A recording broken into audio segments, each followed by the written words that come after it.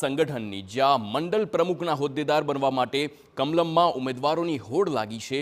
આ દ્રશ્યો અને આ સમાચાર જ્યાં સમગ્ર રાજ્યમાં ભાજપ દ્વારા સંગઠન પર્વની શરૂઆત થઈ ગઈ છે।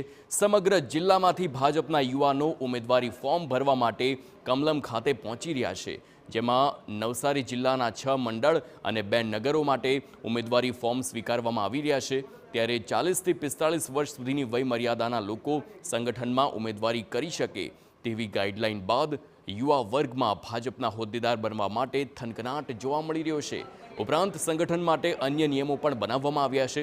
ભાજપ દ્વારા નવસારી જિલ્લામાં નિરીક્ષક તરીકે 3 લોકોની નિમણૂક કરાઈ છે, તો હાલ ઉમેદવારી ફોર્મ સ્વીકારવામાં આવી રહ્યા છે, જે હેઠળ 3 દિવસ સુધી ઉમેદવારોના મંડળ વિસ્તારમાં જઈ ભૂતપૂર્વ પ્રમુખ સાથે સેન્સ પ્રક્રિયા લેવાશે અને દરેક મંડળમાંથી 3 નામો પ્રદેશ કક્ષાએ મોકલાશે અને ત્યારબાદ પાર્લામેન્ટરી બોર્ડ જિલ્લા અને તાલુકા પ્રમુખોની નિમણૂક કરશે।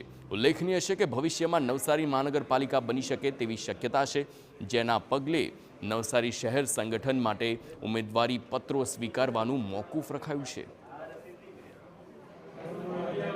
મંડળ પ્રમુખોની નિમણૂક માટેના ફોર્મ આજે આપવામાં આવી રહ્યા છે। આજે 7 સુધીમાં મંડળ પ્રમુખમાં ઈચ્છુક ઉમેદવારોએ મંડળ પ્રમુખ તરીકેની એની દાવેદારી કરતા ફોર્મ રજૂ કરવાના છે। એમાં પાર્ટી તરફથી 2 વખત સક્રિય સભ્ય બનેલા હોય અને જેની ઉંમરની મર્યાદા 40 વર્ષ રાખવામાં આવી છે। ખાસ સંજોગોમાં 5 વર્ષની છૂટછાટ પણ અપાશે તેવું પાર્ટી તરફથી કહેવામાં આવેલું છે।